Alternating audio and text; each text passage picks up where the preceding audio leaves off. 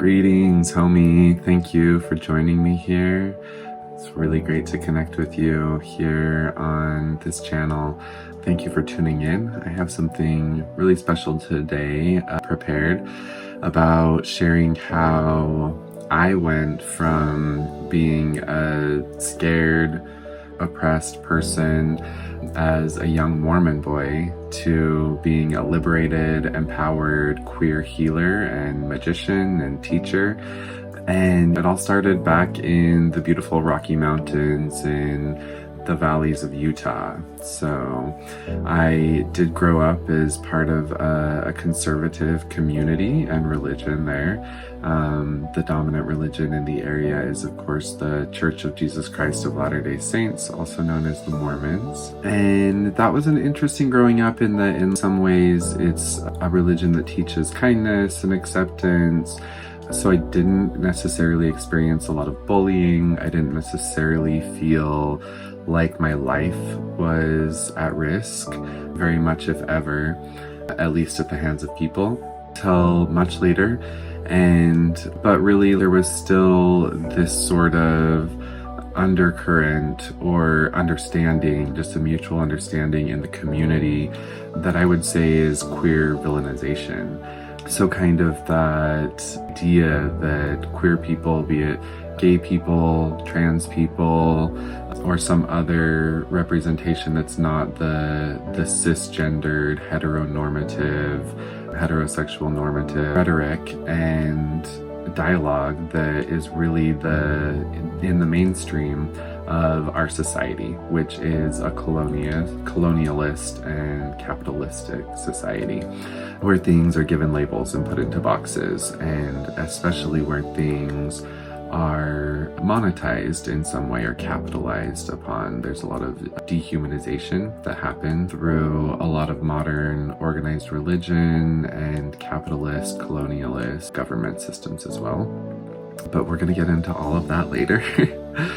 Or there was this kind of erasure of any sort of queer identification that, like, oh, a child comes out as gay to their parents, or an adult comes out as gay to their family or their community. And it's very much like, oh, we hear you, this happens. We know that this happens. We're here with you, but just know this is just misdirected or misguided right now. It's not really like who you are. You can overcome it. It's just a challenge, something for you to overcome. So just go ahead and put your shoulder to the wheel and commit again to the living the way, following the path of the straight and narrow path of the Mormon or the LDS doctrine teaches, because the indoctrination is deep in that religion that I've experienced personally. And so learning about myself growing up, realizing, oh, I am gay or I am queer, which I was told that from the time I was very young, so there must have been something, and was also delving in queer sexual experimentation from very young.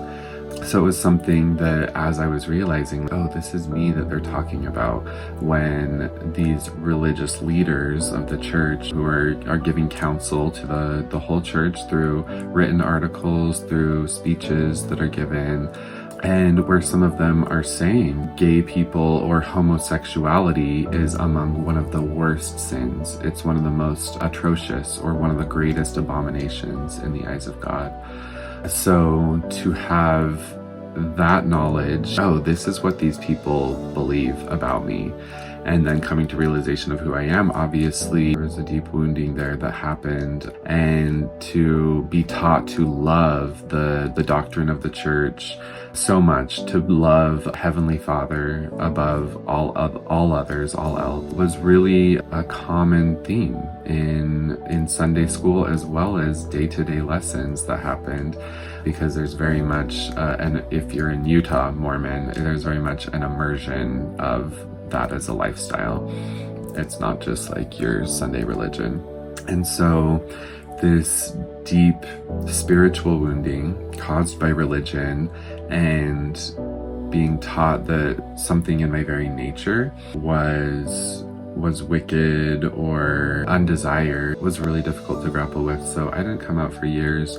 For some years, even though I knew that I was queer, I experienced attraction to other boys and to men from a very young age.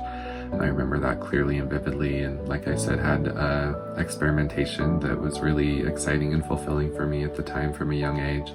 But there's really a lack of sex education as well that's happening in many religious communities, at least the community that I grew up in. There was school health class that mostly taught abstinence and even taught very little about our bodies and didn't teach anything about same-sex attraction or homosexuality.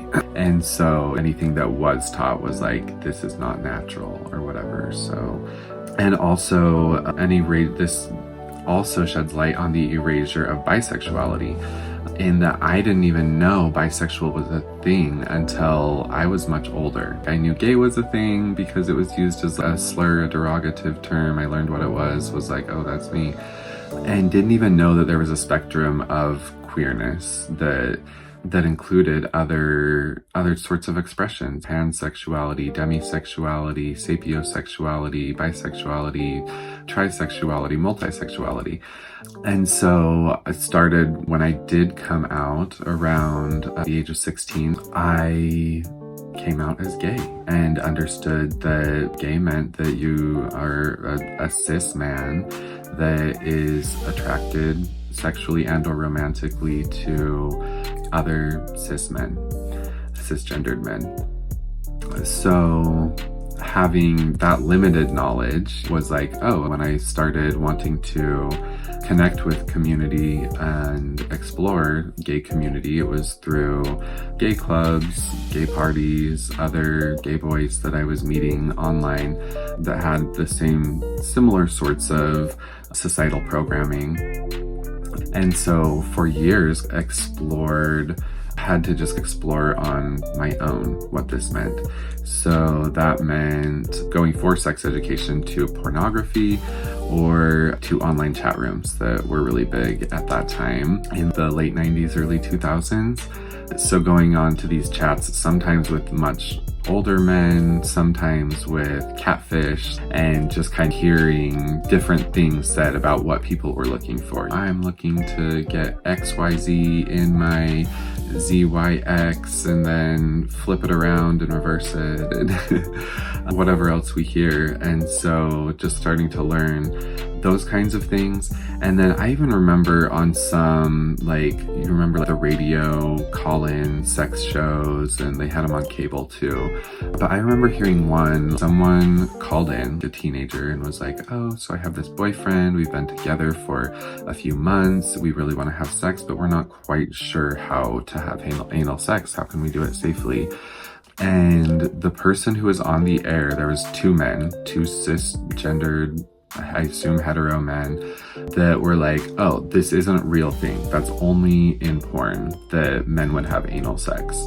Real gay men just sit around and blow each other all day.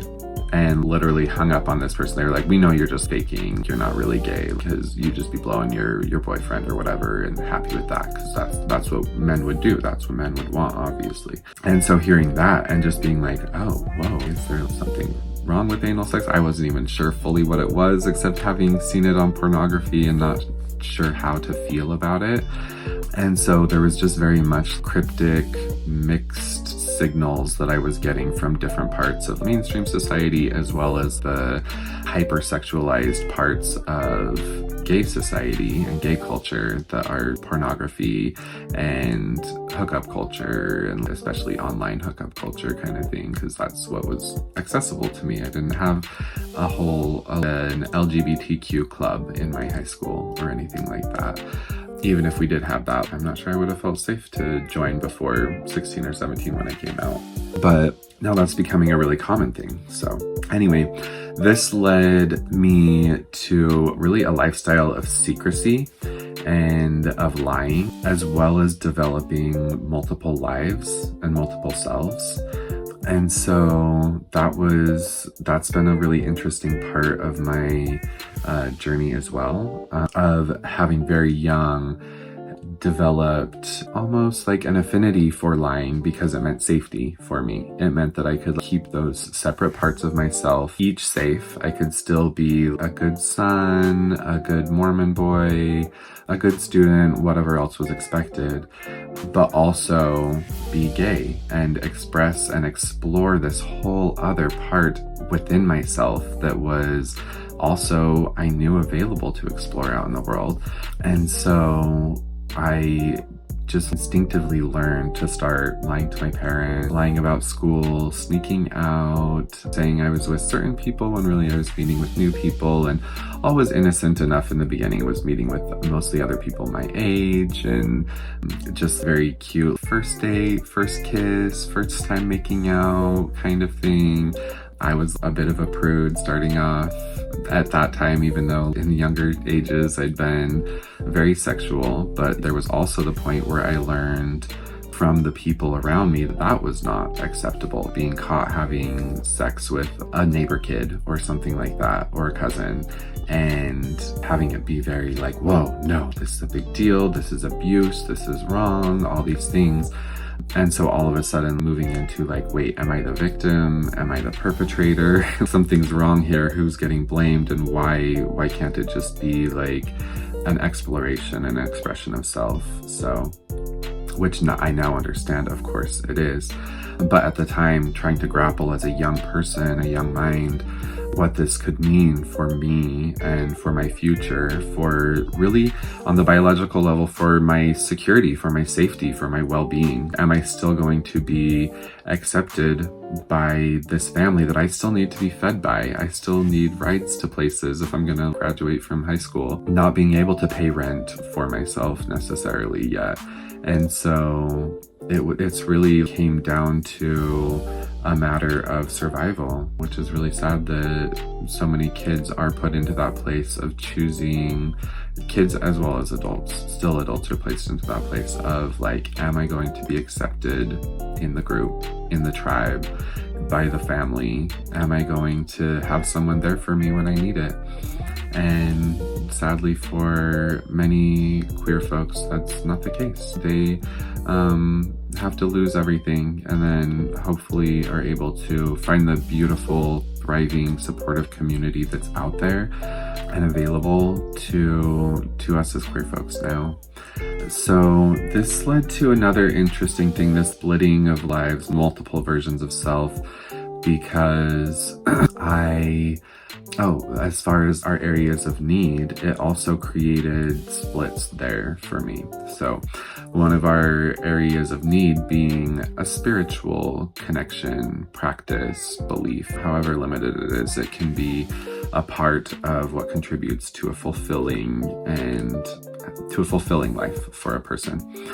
And so having much of my spiritual identity wrapped up in Mormonism, in that belief of Heavenly Father, in that belief of it's all about the cis hetero family. That's the whole basis of why we're here. That's the only reason. Just focus on that. Make the babies, praise the Lord, pay your tithes. That's the end. And knowing that I wanted to explore so much more and experience so much more for myself personally, that's a beautiful way to explore life if that's what you choose. It can be, but it was not my version of what would be beautiful for my life. But feeling really unfulfilled spiritually at that time, when I was kind of like breaking up with Mormonism, taking distance from my family, delving deeper into the queer parts of myself, and realizing that like, oh, I miss that. I miss having a God, a spiritual connection. And so started studying Buddhism and Taoism, started practicing yoga and studying Hinduism. Really was always from a young age interested in the First Nations and the indigenous ways of life of North America pre-colonial settlement. So, that was something that was kind of surrounded me, and like being in parts of Utah, there are still indigenous communities, there are still First Nations there that are on their sovereign land, even though much limited and smaller than what it once was. And still with a lot of colonial impositions, but still being interested in like exploring like there's something deeper there. There's deeper wisdom that many of these Judeo-Christian religions don't get about this land specifically. I think about this land of North America, the ways of life here in North America, Asiatic European farming culture, farming practices and culture was very much imposed on this land in colonialism, in colonization. And so a lot of that was lost. But again, I'm getting distracted. There's definitely going to be later episodes about that. But needless to say, I was seeking this spiritual fulfillment to have my areas of need fulfilled. But it took a lot of time, a lot of intentionality to really connect, like, oh, my queerness is my spirituality. That's like a part of my spirituality. It's as much ingrained into the fabric of queerness, and I think many queer people will understand this. Like, it's not like where when I was identified as gay, that was like my sexuality, you know. Queerness, being queer, identifying as queer pertains to every part of my aspect and being, you know. It's all a creative process of finding what's there, what's available, what's within, not trying to follow a script or fit into a narrative. So another thing made it challenging growing up in this time, and, you know, in that process of Mormonism, and then the unraveling of radical queer liberation in my life, and where I am today as a queer shamanic healer and teacher. It very much came from being a seer and a visionary. And even though, like, in my limited scope of growing up Mormon in Utah Valley amongst all other white Mormon people, that I could just like see visions of like how it could be different, that there was like something wrong here, that there was something lacking here, that this was not like, this couldn't be it. This couldn't be all that was happening in the world. I was just craving more color, more diversity, more experience, more expression. Because that's another thing I experienced, at least in my of origin. There was a lot of emotional and personal repression, and as well as repression of communication and authenticity and all kinds of other things. So that was really a challenge to see, like, guys, it could be different, and still to see, like, you know, to be the person in my family. I mean, we're like a family of seers and visionaries for sure.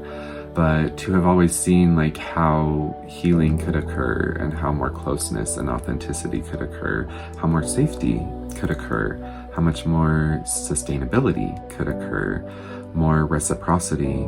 So many things that I felt were lacking with the greater world and greater community, because there is this belief in Mormonism of like, it's us against the world. You know, like, we are here in like this little sphere of the chosen ones, the chosen people. It's very much that same Zionistic story that the Jews and Muslims and many other communities have had. Like, this is the way, this is the community, these are the ones that are going to be saved. And being like, well, if that's the way it's going to be, I don't really want to be up there with like the chosen ones, you know? What heaven sounded like to me was, it sounded monotonous. It sounded dull, uneventful.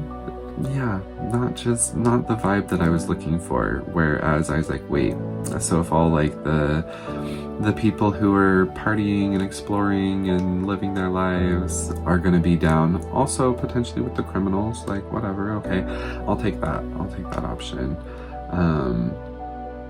Where at least there is what sounds like more freedom, you know. Heaven sounds like it's going to be a continuation of restrictions.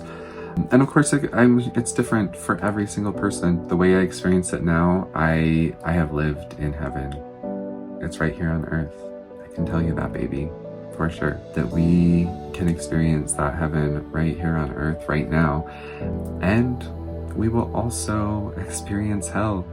We will. Each one of us will experience a version of hell right here on earth, because it's not something that our infinitely expansive spirit and consciousness, or random chaotic expression of consciousness just in this life, could really experience except through the focus of this body, being able to experience this body on this earth at this time. I won't say that's not the only way. There's, I'm sure, many other ways for our consciousness to experience heaven and hell, you know, the polarity that we experience in this realm. Having come to a place where I see it's not a polarity, it's a spectrum. We have a whole spectrum here. It feels really good to be seeing this come to greater manifestation right here. It literally is the golden age of time on earth, if we choose to buy into that and to collectively create that. So it's a joy and it's an honor to have you here as part of my community, as part of this movement of queer leadership, of BIPOC leadership in the world, really leading way forward to break out of capitalistic colonialism and come through to something where everybody has a place, where everything is sustainably nurtured, everyone is sustainably nurtured and held, and we really deserve that. So my heart goes out to you. Let's take a deep breath together. I had to stretch it out after that one. Thank you for joining me here today. More like this to come, so like, subscribe, leave me comments. Let's talk more in the discussion. Big hugs and lots of love to you.